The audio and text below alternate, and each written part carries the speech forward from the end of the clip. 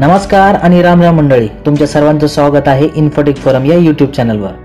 बँकांकडून लोन घेताना civil score check केला जातो।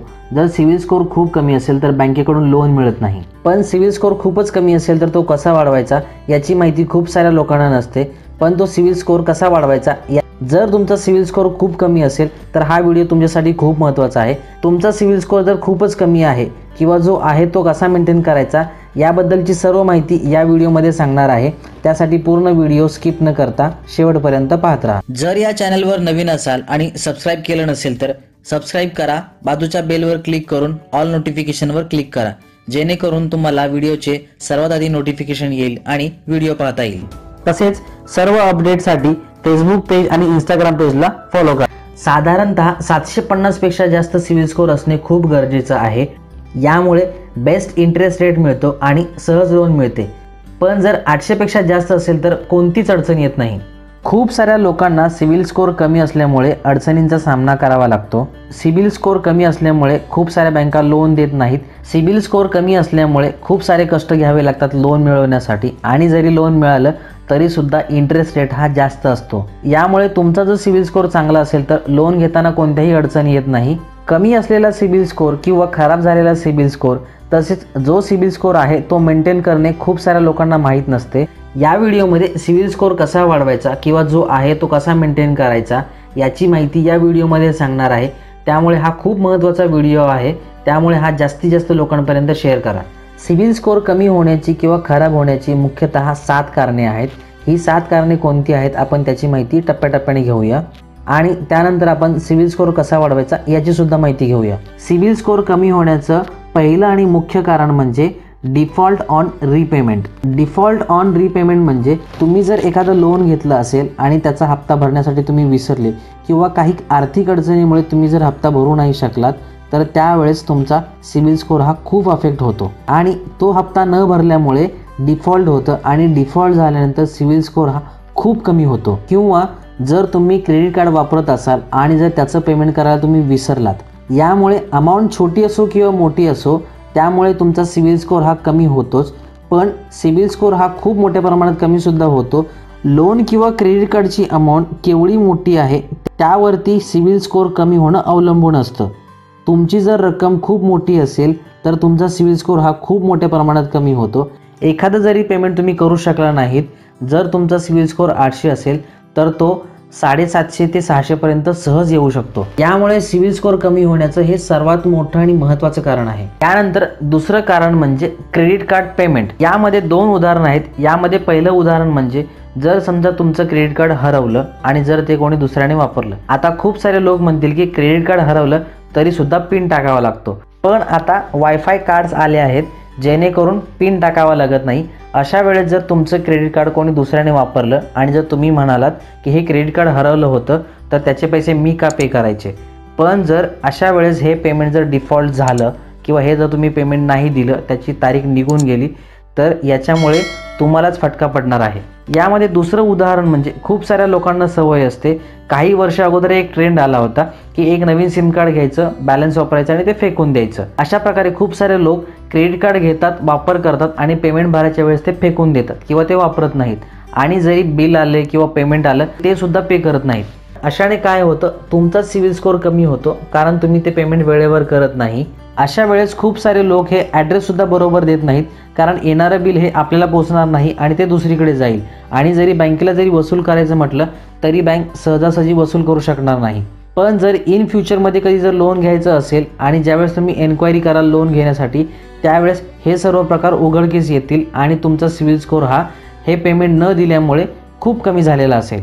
लोन घेतेवेळी जरी तुम्ही ही सेटलमेंट करायला तयार झालात तरीसुद्धा ही लोन सेटलमेंट केल्यानंतर सुद्धा तुमचा सिव्हिल स्कोअर चांगला होत नाही, कारण तुमचा सिव्हिल स्कोअर हा ऑलरेडी खराब झालेला असतो। त्यामुळे क्रेडिट कार्डचा व्यवस्थित वापर करणे आणि झेपेल तेवढेच खर्च करणे हे खूप महत्त्वाचे आहे। यानंतर तिसरं कारण अनसिक्युअर्ड लोन। अनसिक्युअर्ड लोन घेण्यामुळे सुद्धा तुमचा सिव्हिल स्कोअर कमी होतो। तुम्ही जर personal loan, credit card loan जर घेत असाल, अशाने सुद्धा तुमचा सिव्हिल स्कोअर हा कमी होतो। खूप सारे लोक तर 2-2, 3-3 क्रेडिट कार्ड वापरतात, जेणेकरून पेमेंट करण्यासाठी खूप फायदा होतो. एकाचं पेमेंट दुसऱ्यावरून, दुसऱ्याचं पेमेंट तिसऱ्यावरून, पण हे करताना सुद्धा खूप वेळ जातो आणि जेवढे तुमचे क्रेडिट कार्ड जास्त असतील तेवढं तुमचं अनसिक्युअर्ड लोन असतात. यामुळे जास्त अनसिक्युअर्ड लोन घेणं किंवा जास्त क्रेडिट कार्ड ठेवणं हे सुद्धा तोट्याचं आहे. यानंतर चौथं कारण अमाऊंट ओन, म्हणजे जेवढा जास्त तुम्ही लोन घेणार तेवढा तुमचा सिबिल स्कोअर कमी होईल. याबद्दलची सर्व माहिती, सिबिल स्कोअर काय असतो, तो कसा काढतात, या व्हिडिओमध्ये सांगितलेला आहे.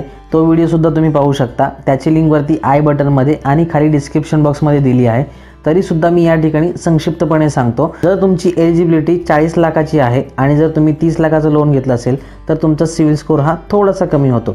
पण जर तुम्ही 40 लाखाची एलिजिबिलिटी आहे आणि जर 35 लाख लोन घेतलं असेल तर तुमचा सिबिल स्कोअर हा थोडा जास्त कमी होतो. लोनची रक्कम ही सुद्धा खूप मोठी घेणे, यामुळे सिबिल स्कोअर सुद्धा कमी होतो. यानंतर पाचवं कारण एन्क्वायरीज, म्हणजे चौकशी. एखादा लोन घेताना आपण खूप साऱ्या ठिकाणी चौकशी करतो. कोण किती जास्त लोन देतं किंवा कोण कमी रेटने देतं याबद्दलची आपण चौकशी करतो आणि यावेळेस सुद्धा आपला सिबिल स्कोअर कमी होतो. आणि हा सिबिल स्कोअर कसा कमी होतो हे तुम्ही पाठीमागील व्हिडिओमध्ये एक्सप्लेन केलेलं आहे, ते तुम्ही बघू शकता. यानंतर सहावं कारण म्हणजे लोन टाईप, लोनचा प्रकार. लोनचा प्रकार हा कोणता आहे यावरती सुद्धा सिबिल स्कोअर हा कमी होतो. लोन टाईपमध्ये पहिला प्रकार म्हणजे जॉईंट लोन. जर तुम्ही जॉईंट लोन घेतलं असेल आणि जर एखादा हप्ता तुम्ही द्यायला विसरलात किंवा नाही देऊ शकलात तर होणारा परिणाम हा दोन्ही कर्जदारावरती सेम होतो. तुम्ही जॉईंट लोन घेतलं असेल आणि हप्ता जर एकाच्याच अकाउंटमधून जात असेल तरीसुद्धा डिफॉल्ट झाल्यानंतर दोन कर्जदार असल्यामुळे हा दोघांना सुद्धा सिबिल स्कोअर अफेक्ट होतो.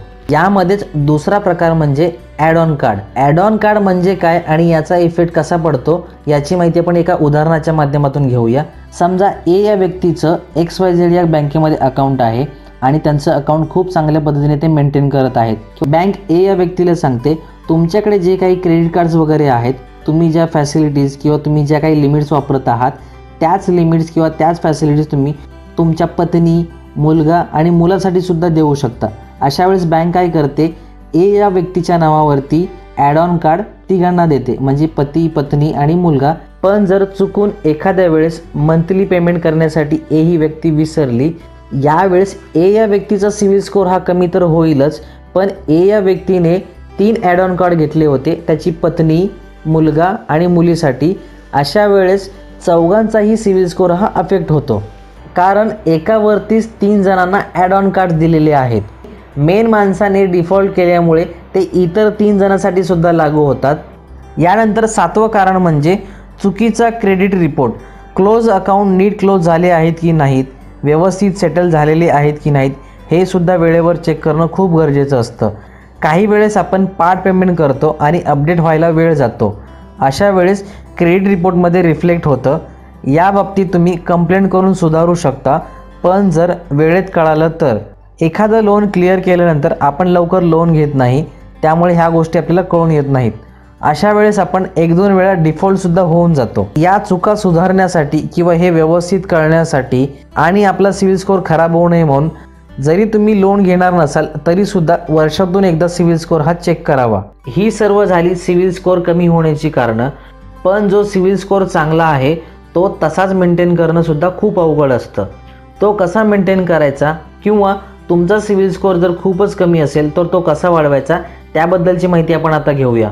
सिबिल स्कोअर कमी असेल, सिबिल रिपोर्टमध्ये नो क्रेडिट हिस्ट्री किंवा नो क्रेडिट ॲक्टिव्हिटी असेल आणि बँक लोन देत नसेल तर कोणत्या माध्यमातून आपण लोन मिळवू शकतो याबद्दलचे व्हिडिओ मी या अगोदरच बनवलेले आहेत. त्याची लिंकवरती आय बटनमध्ये आणि खाली डिस्क्रिप्शन बॉक्समध्ये दिली आहे.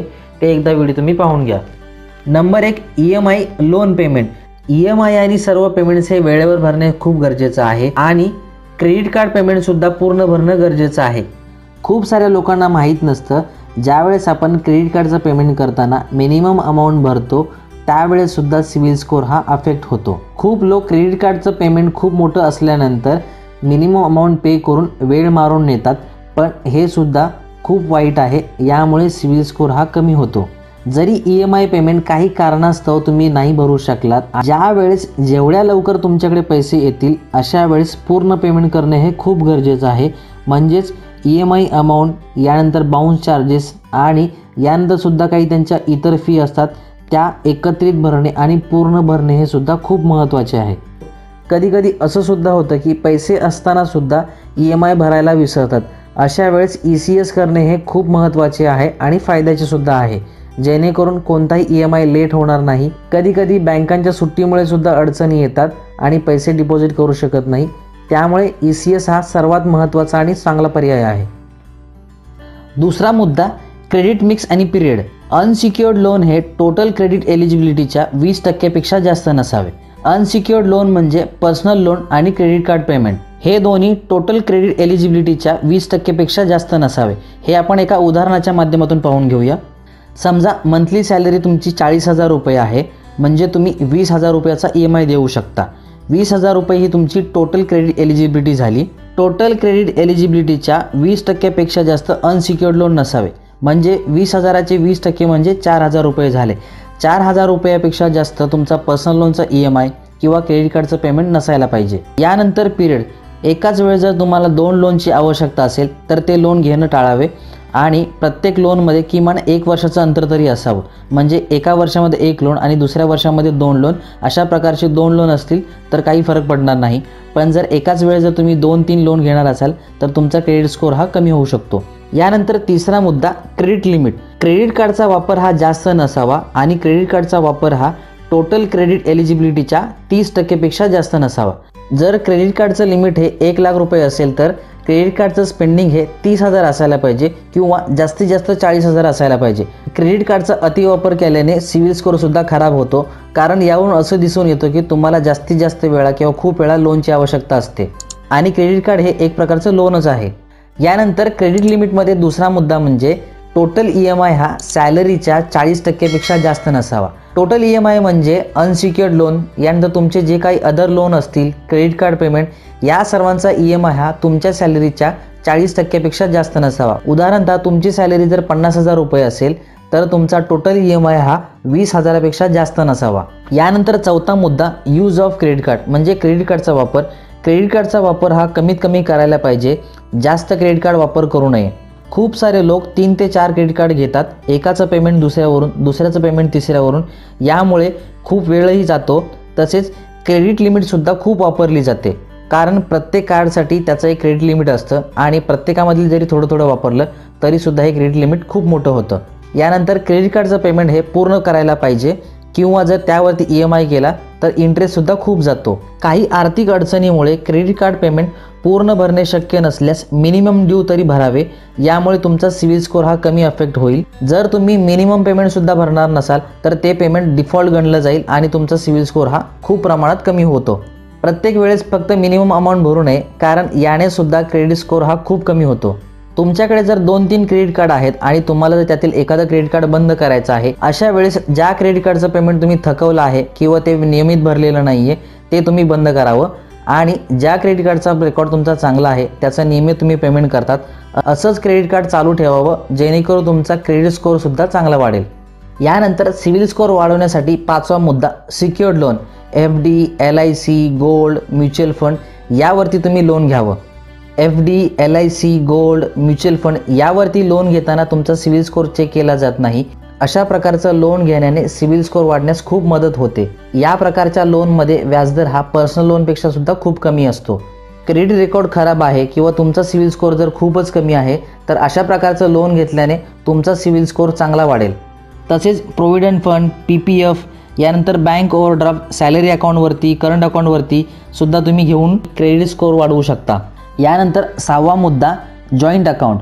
तुम्ही जर जॉईंट लोन घेतलं असेल आणि त्या लोनचा EMI तुम्ही जरी भरत नसाल तरीसुद्धा त्या लोनचा EMI वेळेवर जातो आहे की नाही यावरती लक्ष ठेवणे खूप गरजेचं आहे. एखादा EMI जर दुसऱ्याने थकवला तर त्याचा इफेक्ट हा दोन्ही अकाउंटवरती पडतो आणि दोघांचा सिबिल स्कोअर खराब होतो. जरी EMI तुमच्या अकाउंटमधून जात नसेल तरीसुद्धा. बिझनेस आणि पार्टनरशिपमध्ये बिझनेसच्या नावाने लोन घेतलं असेल आणि तुम्ही जर पार्टनर, डायरेक्टर किंवा प्रमोटर असाल, एखादा बिझनेसचा EMI जर नाही दिला तर त्याचा इफेक्ट हा सर्व प्रमोटर आणि डायरेक्टरवरती होतो, कारण सर्व पार्टनर्स आणि प्रमोटर्स हे बिझनेसचेच असतात. यानंतर 7वा मुद्दा, सिबिल स्कोअर बघा. किमान वर्षातून एकदा तरी सिबिल स्कोर चेक करा. याच्याने काय होणार, तुमचा सिबिल रिपोर्ट बरोबर आहे की नाही, तुमचं एखादं अकाउंट व्यवस्थित क्लोज झालेलं आहे की नाही, किंवा त्याचं पेमेंट दिलं आहे पण ते व्यवस्थित सेटल झालेलं आहे की नाही, एखादं लोन तुम्ही क्लिअर केलं आहे पण ते बँकेने सिबिलला कळवलेलं नसेल, अशा वेळेस सुद्धा ते तुमच्या अकाउंटवरती रिफ्लेक्ट होतं. यामुळे अशी जर काही तफावत असेल तर तुम्ही कंप्लेंट करून ती चूक सुधारून घेऊन तुमचा क्रेडिट रिपोर्ट चांगला बनवू शकता. अशा प्रकारे या 7 स्टेप फॉलो करून तुम्ही तुमचा सिबिल स्कोर खराब असेल किंवा नो क्रेडिट हिस्ट्री असेल, नो क्रेडिट ॲक्टिव्हिटी असेल तर तो सिबिल स्कोर तुम्ही चांगल्या प्रकारे वाढवू शकता. सिबिल स्कोर वाढवण्यासाठी जर तुम्ही एखादं लोन घेतलं किंवा सिबिल स्कोर वाढवायचा आहे म्हणून प्रयत्न करत असाल तर ते तुम्हाला किमान 6 ते 9 महिने लागतात. या कालावधीमध्ये तुमच्या अकाउंटला ते रिफ्लेक्ट होतात आणि तुमचा सिबिल स्कोर वाढतो. यामुळे किमान सिबिल स्कोर वाढवण्यासाठी 6 ते 9 महिने देणे खूप गरजेचं आहे. अशाच प्रकारची वेगवेगळी आणि उपयुक्त माहिती मिळवण्यासाठी इन्फोटेक फोरम चॅनलला सबस्क्राईब करा, बाजूच्या बेलवर क्लिक करा, जेणेकरून तुम्हाला सर्वात आधी नोटिफिकेशन येईल आणि व्हिडिओ पाहता येईल. लाईक करा, शेअर करा. काही अडचण किंवा सजेशन असल्यास कमेंट करायला विसरू नका. धन्यवाद. पुन्हा भेटूया नवीन व्हिडिओ सोबत. जय हिंद, जय महाराष्ट्र.